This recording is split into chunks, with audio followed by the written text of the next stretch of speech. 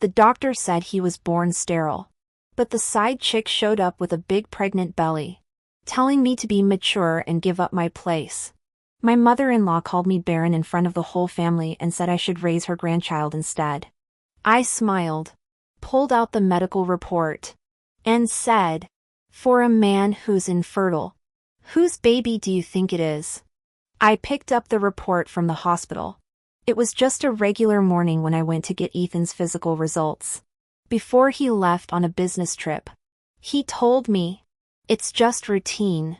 Can you grab it on your way to work?" I nodded without asking questions. I'd never been the kind of wife who needed to know everything. He told me not to rush having kids. I quietly worked on improving my health. He said his mom was stressed. I brought her gifts and smiled through every awkward dinner. In his eyes, I was the type who never made a fuss. But it was exactly that quiet obedience that helped me uncover the biggest joke of my life. "Mrs. Lee, Ethan's report is over here," the nurse said, handing me a white envelope. Her expression was a little off. Then she leaned in and whispered, "The doctor suggested your husband come in himself. Some of the results aren't easy to explain." I frowned but opened it anyway. Page 1, nothing special. Page 3, my hands started to tremble. Semen analysis result, azoospermia, 0 sperm count. Noted in red, confirmed after 3 tests. External factors ruled out. Immediate consultation with urology recommended. I stood frozen in the hallway, staring at that paper until a nurse tapped my shoulder and asked gently, "Ma'am, are you okay?" I took a deep breath and smiled. "I'm fine." That night, I didn't question him. I made his favorite tomato beef stew, ironed his favorite shirt, and was even more affectionate in bed than usual. "Why so sweet tonight?"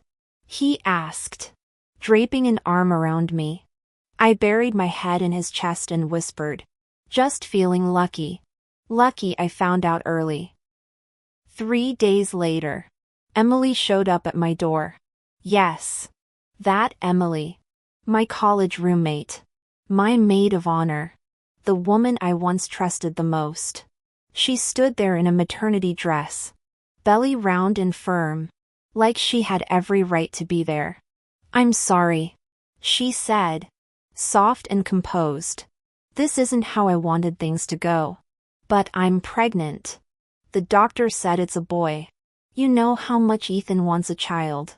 So I thought, maybe you'd want to handle this with grace." She even took my hand. Her voice was tender. "No need for drama. Let's just act like the marriage never happened. Isn't that best for everyone?" I stared at her glittery champagne-colored nails, then flicked her hand away. "Don't dirty my doorknob." Her smile froze instantly. And then, like some twisted sitcom, my mother-in-law appeared out of nowhere, holding a fruit basket. The moment she saw Emily's belly, her face lit up like Christmas morning. "Oh my God. My grandson," she squealed. The next time she saw me, her face twisted with disgust. "You're a damn jinx. 3 years and nothing. Ethan's already done more than enough putting up with you." I didn't respond. I turned around calmly, walked into the house, and came back with the medical report. Smack. I slapped the report right onto Emily's pregnant belly, not too hard. But the sound cut through the room like a gunshot. I smiled. "He's infertile.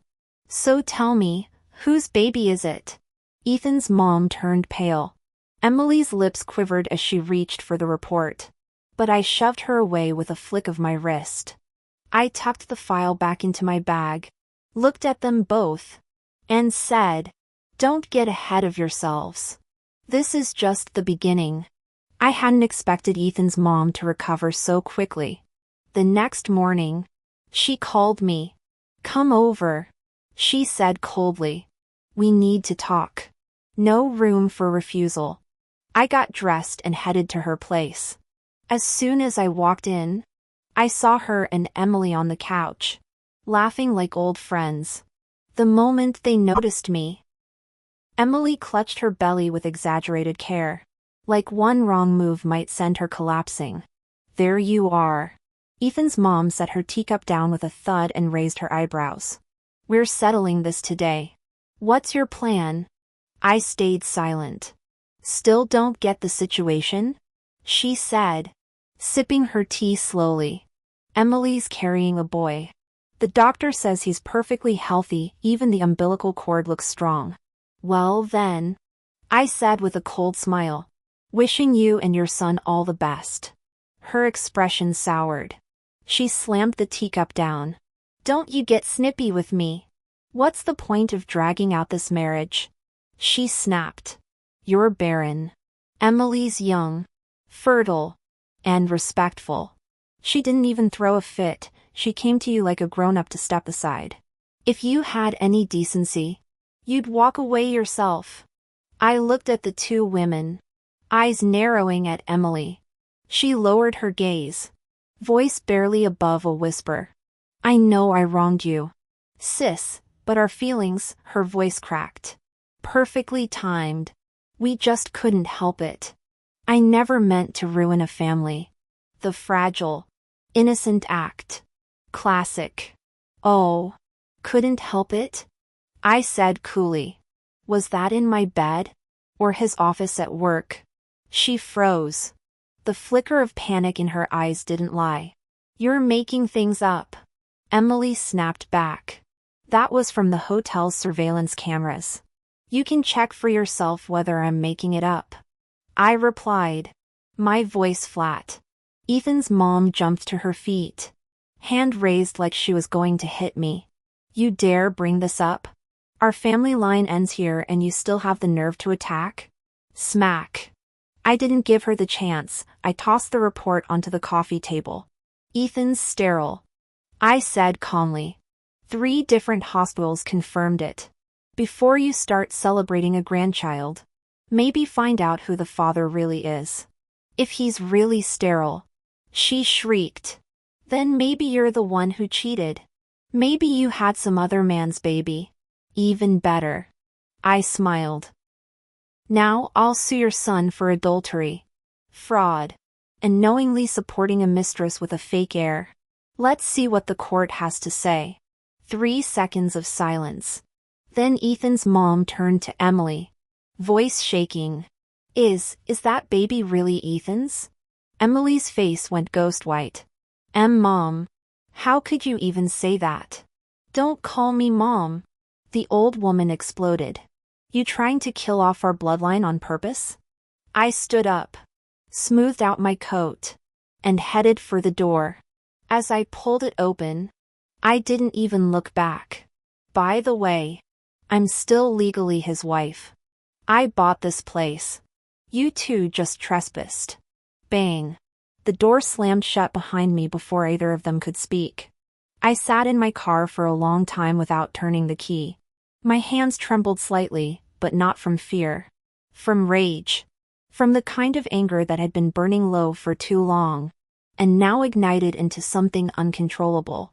They thought I was just a useless wife who couldn't lay an egg. They thought I wouldn't fight back. That I couldn't. But starting today, they'd learn one thing. A dog can bite, but a woman can snap its neck.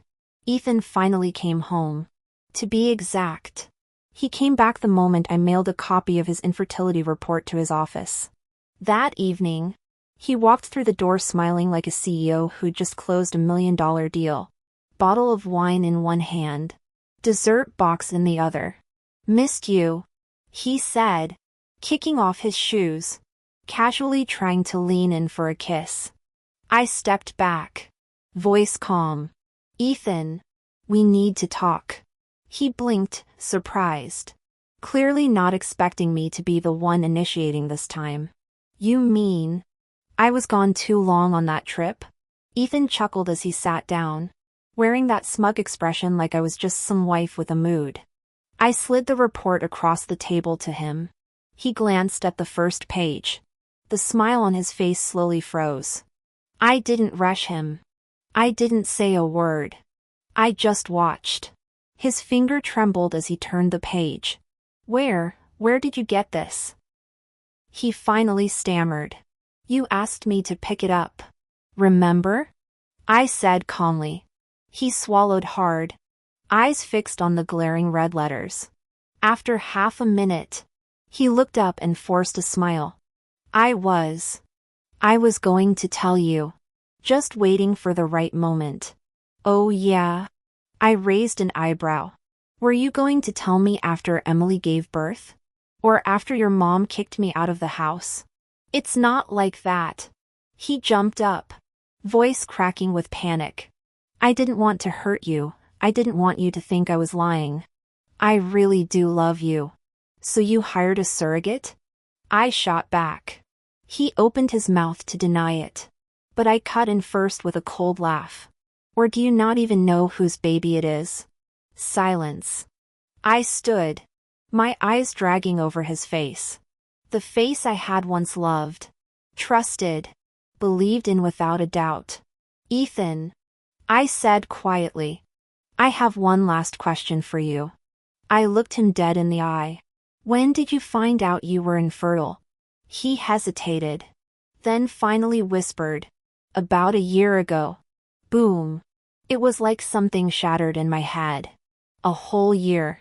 That meant while I was brewing herbal teas, choking down supplements, blaming my own body, while his mother pressured me to try IVF, made me pray for babies in temples. He already knew. He knew it wasn't my fault. And still, he let me carry all the shame. I'm sorry, what happened with Emily? It was an accident. His voice was barely louder than a breath. I almost laughed. You say you love me? I stepped closer, each word razor sharp. You love me, but stood by while your mom called me barren, while your mistress humiliated me, and you said nothing? He opened his mouth, but nothing came out. I turned away from him, walked into the bedroom, and came back with the property deed. I tossed it onto the coffee table. I bought this place before we got married. In full. Get out. Now. Wendy. Don't do this. He reached for my hand. Panicked. I stepped back. One word. Disgusting. Slam. The door closed behind him. He was left standing alone in the living room, clutching that report like a mutt thrown out in the rain. I walked into the kitchen, opened the fridge, and dumped the whole pot of herbal soup down the drain. From that moment on, I stopped living for anyone but myself. I moved into a hotel. Didn't go back for 3 days. To be clear, I didn't leave a home. I left a house I once fought to protect. A house I now wanted to burn to the ground. Ethan called me countless times. Texted everything from tearful apologies, to pleading messages, to flat-out bribery. How much do you want to talk? I didn't respond once. Because what I wanted wasn't money. What I wanted was for his pathetic pride to crumble. Completely. Day 4. Emily finally caved and messaged me. Wendy. Can we talk? Just the two of us. Her texts were dripping with saccharine guilt, begging for forgiveness, ending with, "You're the bigger person." I didn't bother replying. Instead, I sent her a location pin to a friend's cafe. Quiet, private, perfect view from every camera. Audio? Crystal clear. She showed up dressed way more discreet this time. A baseball cap, oversized trench coat. She glanced around nervously before taking off her sunglasses and sitting across from me. I didn't come to fight, she said gently. You know how messy feelings can be. I cut her off. Spare me. Let's start with this. Whose baby are you really carrying? She flinched, eyes dropping. Ethan's, she said. I laughed. You think I'm stupid? The report, it might not be accurate. She suddenly snapped, voice rising. Doctors can be wrong sometimes, those tests aren't perfect. I have 3 reports. From 3 hospitals. All reviewed. Wanna guess how accurate they are? She froze. And another thing. I continued, watching her face go pale. I checked. That week you and Ethan were supposedly on that business trip to Seaside? Ovulation window. Funny thing is, Ethan wasn't even staying at the hotel you said. Her eyes widened, panic at last. What do you want from me? She snapped. Composure breaking. I want evidence. I leaned in, my voice icy. Do you and Ethan have a joint account? Has he wired you large sums? Used the company card to take you on trips? Are you insane? She hissed. You're recording this? You trying to destroy him? No. I smiled. Not just him. Both of you. She finally realized just how deep she was in. Emily shot up from her seat, ready to bolt. But I reached into my bag, took out my phone, and calmly placed it on the table. Still recording, I said softly. The call was live, quietly patched through to a backup number. You do know the cameras in this cafe have audio, right? I added. This conversation's already saved to my private cloud. Can't delete it. She completely lost it. You're insane. I smiled as I picked up my phone and slid it into my coat. Maybe. But you know what the doctor says, emotional stress in pregnancy can lead to accidents. I paused. You should be careful not to fall. When I walked out of that cafe, I didn't look back. Because from now on, Emily would live every single day walking on eggshells, never knowing when I'd toss the evidence onto a lawyer's desk, or leak it to the press, or drop it like a bomb right in her lap. That night, I took a long shower back at the hotel, then stood by the floor-to-ceiling windows, watching the city lights blur like a painting. It was quiet. Not because there was no storm, but because I'd learned how to spin a web within the storm. And when that web tightens, they'll finally realize. I'm not the prey. I'm the hunter. Ethan's company had an annual gala coming up. Originally, I wasn't invited. But whether out of guilt or sheer stupidity, he changed his mind at the last minute. You should come, he said. Show some support. It'll look good. I wanted to sew his lips shut right then. Instead, I smiled. Sure. I'll come. I wore a black high-slit gown that hugged my curves, paired with blood-red lipstick and stilettos that could kill. The moment I walked into that ballroom, every man turned to stare. Ethan's face dropped. But he didn't dare say anything, just whispered near my ear. Please, don't make a scene. I leaned in, lips brushing his cheek.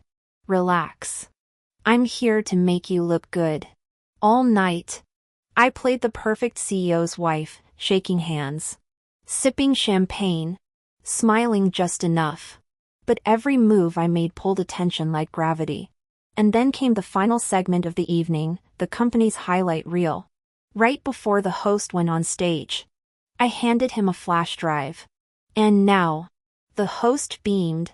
A surprise video from Mrs. Lee herself. The crowd applauded. Ethan froze. He knew. He just knew. But it was too late. The screen lit up. HD surveillance footage played. Crystal clear. Ethan and Emily in a hotel hallway, kissing, fumbling with clothes, whispering filth. The mic picked up everything. Baby, be gentle. Next came a string of expense reports, screenshots showing Ethan using company funds to buy her plane tickets and luxury dinners. Then, audio recordings of his voice. Just label it client entertainment. No one will check. The ballroom fell dead silent. Everyone watched in disbelief, especially the senior partners. They had always seen Ethan as the polished, professional, morally upright CEO. He wasn't just exposed. He was unmasked. Ethan panicked. He jumped up and ran toward the stage, reaching for the USB, only to be blocked by the host. Mr. Lee. the host said, calm but firm. We're still live. And then Emily's voice played last. Her tone sugary sweet. Come on. The company's your wife's anyway. She's not really gonna punish you. Right? I stood. Walked up to the stage. Took the mic. My name is Mrs. Lee. Second largest shareholder of this company. I'm not here to punish him. I said. Voice cold and clear. I'm just here to remind our investors, this business you trusted? It's been turned into a family circus. I turned toward the board members. After tonight, I'll be submitting full documentation of internal misconduct and initiating removal proceedings. Then I looked Ethan dead in the eye and tossed the USB drive to his feet. This is the face you wanted to save. Are you happy now? I turned and walked off stage. The room erupted in applause. Not because I was brilliant, but because this twisted drama finally hit its climax. Ethan stood frozen, like a puppet stripped of its strings. Half naked, half hollow, completely undone. He finally realized. I didn't come to make a scene. I came to burn it down. On the ride home, my phone rang. An unknown number. You did good. A woman's voice said. Emily fooled me once too. Thanks for showing the world what she really is. I hung up without a word. I didn't need thanks. Emily's fall was inevitable. After the gala, she blew up my phone messages, voice memos, even waited outside my hotel like some deranged stalker. Seeing her look like a rabid animal who'd just lost everything? Delicious. I ignored her. But she didn't give up. On the third day, right after I left my lawyer's office, I ran into her in the parking garage. She was dressed in all white. A flowing maternity dress that made her belly look ready to burst. But her face was pale as a ghost. Eyes swollen red. Why are you doing this to me? She asked. Voice trembling. I took off my sunglasses and didn't bother playing nice. You've got it all twisted. I'm not taking anything from you. I'm just reclaiming what you stole. Her jaw clenched. He loves me. She hissed. He said you never understood him. I chuckled. Oh yeah? Is that why he played the doting husband in my bed every night while planting flags in your uterus? Her face flushed purple and white. Rage choking her words. You're going too far. She shrieked. I'm pregnant. Aren't you afraid of karma? Karma? I stepped toward her, smiling coldly. I've never been clearer in my life. I tilted my head. But are you really sure that thing in your belly is Ethan's? She flinched, eyes darting away. I laughed and pulled out my phone. Let's go get a DNA test right now. Or are you scared it'll come back property of your ex-boyfriend? Her emotions snapped. She lunged, pushing me hard, screaming. If it weren't for you, I'd already be married to him, living the good life. Why do you get everything? But her rage tripped her up, literally. Her ankle rolled on the step, and she tumbled down the stairs. I didn't even have time to react. Just stood frozen as she hit the ground hard, rolling twice before landing on her side, clutching her belly and sobbing. My baby, the baby. People screamed. Someone called 911. The chaos was instant. The ambulance came. Paramedics hoisted her onto a stretcher. A nurse looked at me and barked. Are you the family? You're coming with, right? I looked up at the sky, too blue. Too clean. No. I said flatly. I'm the woman she tried to steal a husband from. She didn't die. Tough girl. But the baby didn't make it. Doctors said it wasn't the fall. The embryo was unstable from the start, made worse by emotional stress. I stood outside the hospital and typed a message to Ethan. Your son is gone. Though to be honest, he was never supposed to exist. 30 minutes later, Ethan came running through the hospital doors. When he saw Emily in bed, pale and teary, he froze. She reached out for him, sobbing, "Ethan, please, don't leave me." But he didn't hold her. He stepped back. His voice was quiet. "Why didn't you tell me the baby wasn't mine?" Her whole face drained of color. Around the corner. I closed the voice recording app on my phone. I didn't need to say a word. I just waited for them to tear each other apart. And they did. 4 days. Ethan lingered outside her hospital room, pacing like a kicked-out stray, never working up the nerve to go in. Pathetic. Perfect. On the 5th morning, he showed up at my hotel. He looked like death, sunken eyes. Same wrinkled shirt from yesterday. Like he hadn't slept in a week. He hovered at the door, then slumped onto the couch, rubbing his temples. "Wendy, can we talk?" I crossed my legs and nodded coolly.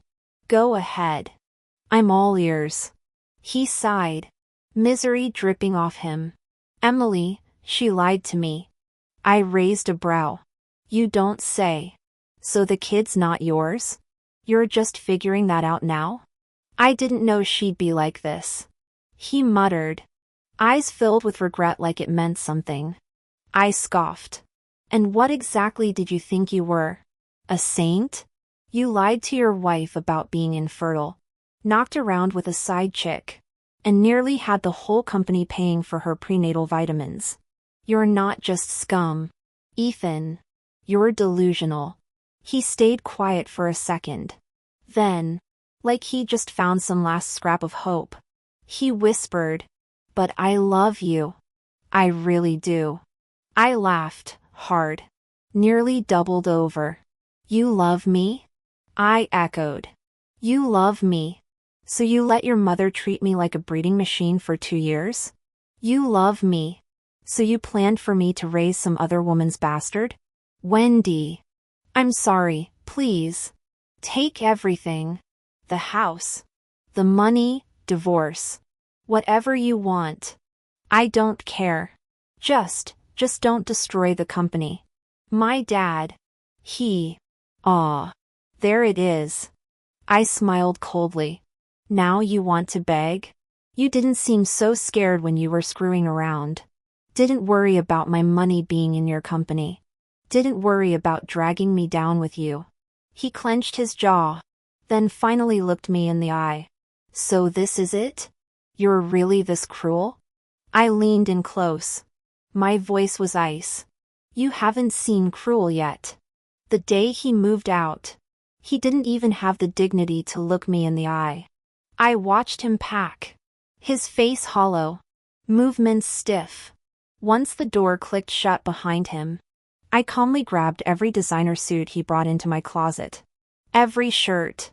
Every tie. And dumped them in a donation bin. Even the underwear. Someone asked me if I regretted it. No. Because anything that touched him? I consider it contaminated. The next day, I walked into the company and filed the motion. Remove Ethan Lee as general manager. Grounds: abuse of power. Embezzlement of corporate funds. Adultery that damaged the company's reputation. Attached were several unreleased clips from the gala video and a copy of the private agreement he'd secretly signed with Emily. The board, all those crusty old men, flipped through the documents in silence. Faces going pale one by one. "This is serious." One of them muttered. "He has to go." No amount of slick talk could save Ethan now. At his final meeting, he didn't even try. No argument. No excuses. Just sat there with his head down, staring at the table. I spared him the public humiliation. No big announcement. No dramatics. Just a calm, firm line. "Mr. Lee, you're now on indefinite leave." He looked up slowly.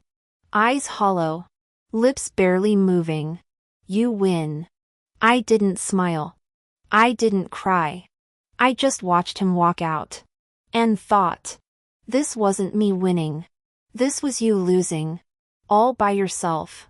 That night, I cracked open an ice-cold Coke and sat on the couch in silence. Not to celebrate. Just to breathe. No screaming. No armies. Just facts. Truth. And their own chaos. Who said women couldn't be ruthless? I played cleaner than any of them, precise. Calculated. Emotionless. Less than a week after Ethan was out, the last person I ever wanted to see knocked on my door. I opened it and blinked. His mother. The same woman who used to say, "Clock's ticking. Dear, when are you giving us a baby?" And, "A woman without kids isn't complete." Now she stood there in black. Eyes red. Hands trembling. The moment she saw me, she dropped to her knees and clutched my leg, sobbing. "Wendy. Please." Ethan was just confused. "You're the bigger person, right? Please don't ruin his life." I stepped back. Face like stone. "You've got the wrong address. I'm not your son's babysitter. And I'm sure as hell not your family's broodmare." She collapsed on the floor, sobbing uncontrollably. "He's lost everything, he won't eat. He's not working, he cries every night. He says he's sorry. He regrets it all." Regret. That word made me laugh. I crouched down, stared right at her tear-streaked face. My voice was razor-sharp. "Auntie, have you forgotten? The one who used to tell me I was too old. That my eggs were expired. That your precious son was too good for a barren woman?" She shook her head. "I didn't mean it. I was just angry." "Oh. So you weren't angry anymore when the baby was gone and you suddenly remembered he had a wife?" She choked on her own tears. I stood and opened the door. "Your acting's great. Ever consider signing up for a drama workshop?" When she refused to move, I called building security.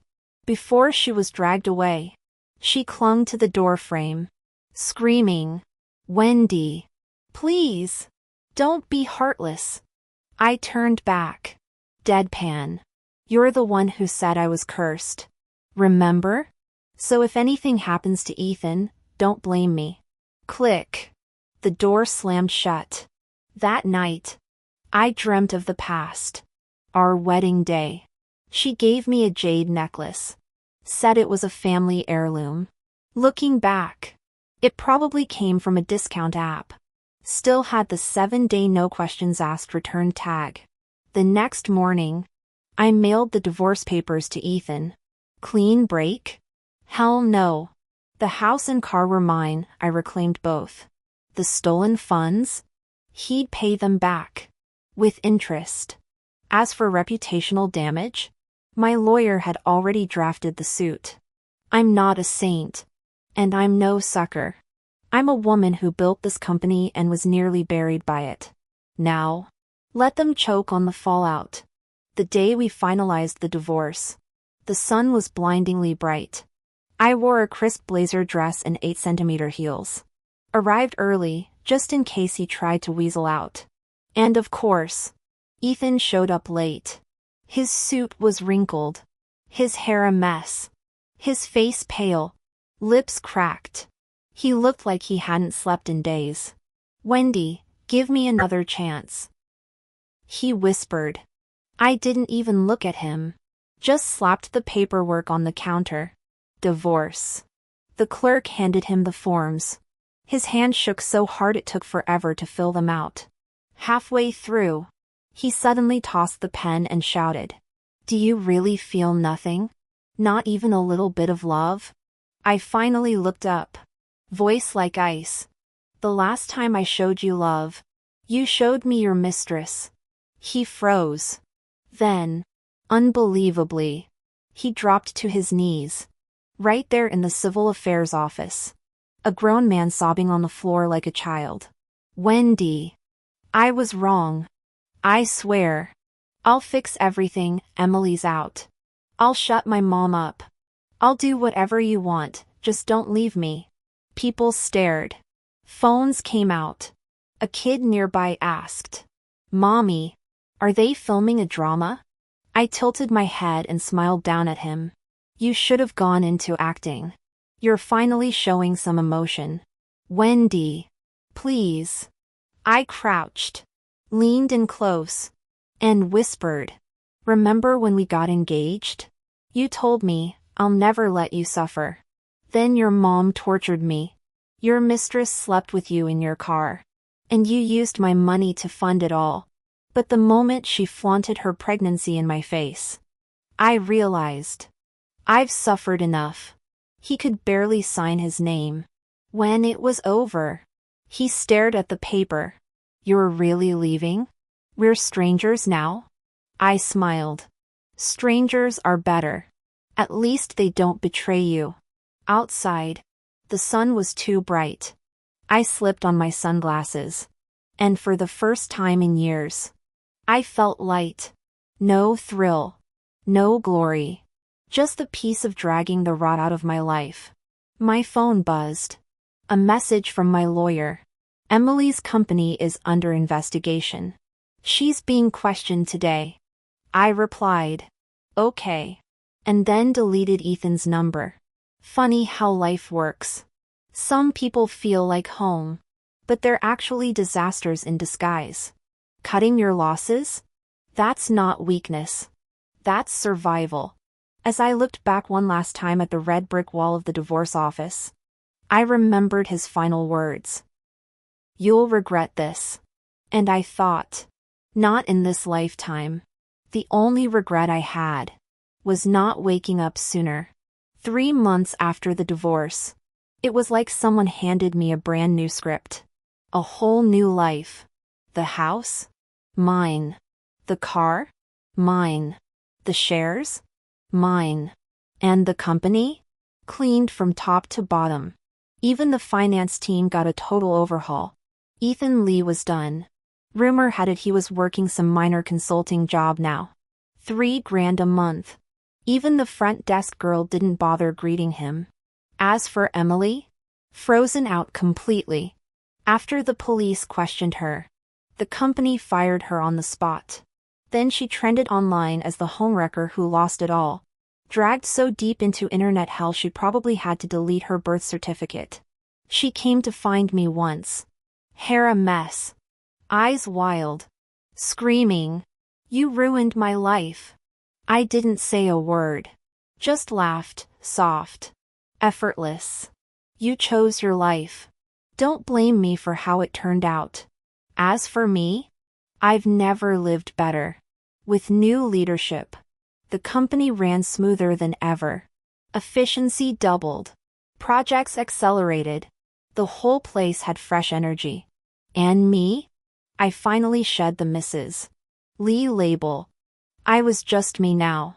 On weekends after work, I'd hit up spicy hot pot joints with friends, crack open a cold beer at a late-night barbecue, or belt out bad 2000 songs in KTV till 2 a.m. Sometimes, I'd go catch a midnight movie alone, popcorn in hand, laughing like no one was watching.